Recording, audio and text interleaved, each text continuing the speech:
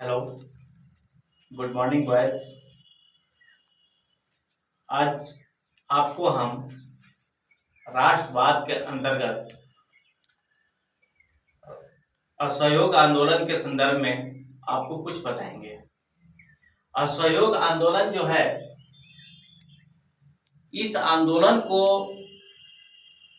चलाने के लिए भारतीय राष्ट्रीय कांग्रेस, याद रखिएगा, भारतीय राष्ट्रीय कांग्रेस के कलकत्ता अधिवेशन में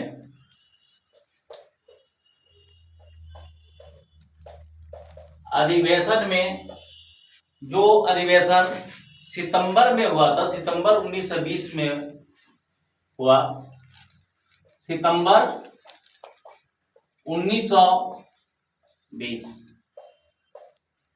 इसी अधिवेशन में असहयोग आंदोलन चलाने का निर्णय लिया गया।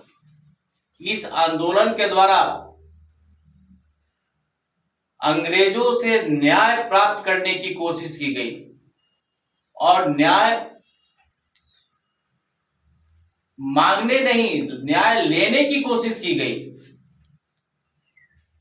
इस असहयोग आंदोलन के मुख्य कारण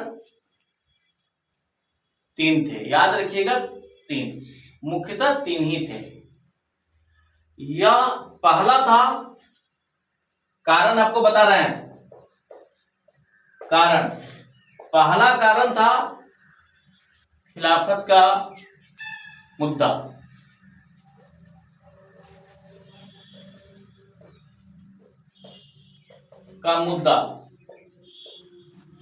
दूसरा कारण था पंजाब में सरकार की बर्बर कार्रवाई के विरुद्ध न्याय प्राप्त करना।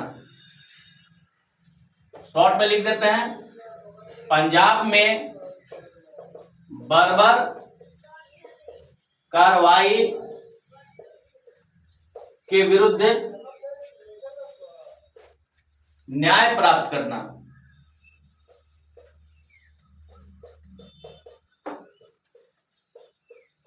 और तीसरा जो पॉइंट था वह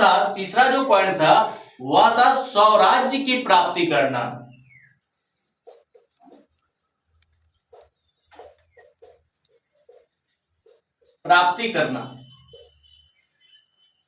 ये तीन मुख्य मुद्दे थे जिसको लेकर महात्मा गांधी ने असहयोग आंदोलन शुरू किया और यह आंदोलन को अभूतपूर्व सफलता हासिल हुई। यह पहला जन आंदोलन था महात्मा गांधी के द्वारा, याद रखिएगा। और इसमें जो इनको जो सफलता हासिल हुई, महात्मा गांधी का जो हृदय था, जो सेल्फ कॉन्फिडेंस था, वो बहुत ही आगे निकल गया, बहुत ही बढ़ गया और उन्होंने अंग्रेजों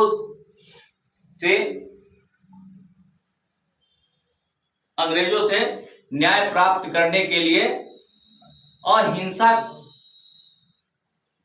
के साथ आंदोलन शुरू कर दिया। ये तीन जो मुद्दे जो हैं, ये तीन मुद्दों के लिए दो प्रकार के कार्यक्रम शुरू किए गए थे। प्रथम था कि अंग्रेजों को नैतिक रूप से पराजित करना था, उसे कमजोर करना था। नैतिक रूप से पराजित कर उसे आर्थिक रूप से कमजोर करना था। इसके लिए उपाधि और अवैतनिक पदों से त्यागपत्र दिया गया। भारतीयों से कहा गया कि जो भारतीय अंग्रेजों के साथ जो काम जो कर रहे हैं, वे और वैसे काम जो अवैतनिक हो और जो उपाधि जो लिए हैं अवैतनिक का मतलब क्या होता है कि जो काम करने के बाद आपको पैसे नहीं मिले, आपका मजदूरी नहीं मिले, उसको अवैतनिक कहा जाता है।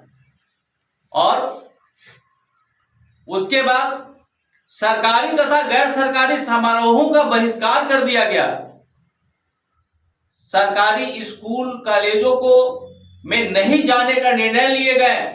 विधान परिषद के जो चुनाव जो थे उसका भी बहिष्कार किया गया।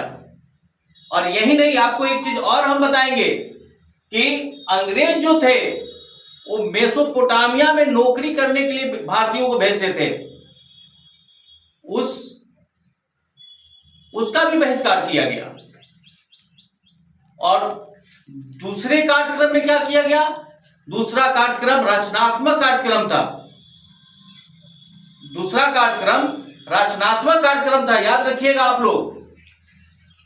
इसके अंतर्गत जो ब्रिटिश गवर्नमेंट के द्वारा जो न्यायालय जो चलाई जा रहे थे, उस न्यायालय के जगह पर पंचों का निर्णय को कहा गया कि मान लीजिए आप लोग राष्ट्रीय जो विद्यालय कॉलेजों की जो स्थापना करने के लिए प्रोत्साहन किया गया था। क्योंकि जो भारतीय बच्चे जो सरकारी स्कूलों में जो पढ़ते थे, ब्रिटिश गवर्नमेंट द्वारा संचालित शैक्षणिक संस्थाओं में जो पढ़ते थे, उससे भी उनको ज्यादा से ज्यादा मुनाफे भी होते थे। और पूर्ण रूप से स्वदेशी वस्तुओं को अपनाने का कोशिश किया गया था। यहां तक कि चरखा को लोकप्रिय बनाने का निर्णय लिया गया महात्मा गांधी के द्वारा। क्योंकि चरखा से सूत काते जाएंगे और उससे कपड़े बनेंगे और वही कपड़े भारतीय पहनेंगे। इसके लिए लगभग 20 लाख चरखा को बांटा गया। और इसके लिए तिलक राजकोष, कोष का मतलब याद रखिएगा, कोष का मतलब होता है खजाना। उसमें 1 करोड़ रुपया जमा किए गए। और इस तरह से असहयोग आंदोलन लड़ने की एक मजबूत पृष्ठभूमि तैयार हुई। अंग्रेजों ने इस असहयोग आंदोलन को अगली कक्षा में हम आपको बताएंगे कि कैसे गैर कानूनी घोषित कर दिया गया। गैर कानूनी घोषित करने के बाद लगभग 30,000 आंदोलनकारियों को गिरफ्तार कर लिया गया। महात्मा गांधी उसी वक्त सविनय अवज्ञा आंदोलन चलाने की धमकी दे दिए थे, याद रखिएगा, जो हम आपको बता चुके हैं। तो और भी इससे जुड़ी हुई जानकारी अगली कक्षा में हम आपको देंगे। अगर किसी प्रकार का इसमें कठिनाई हो तो आप कमेंट बॉक्स में जाकर कमेंट जरूर कर दीजिएगा। जय हिंद।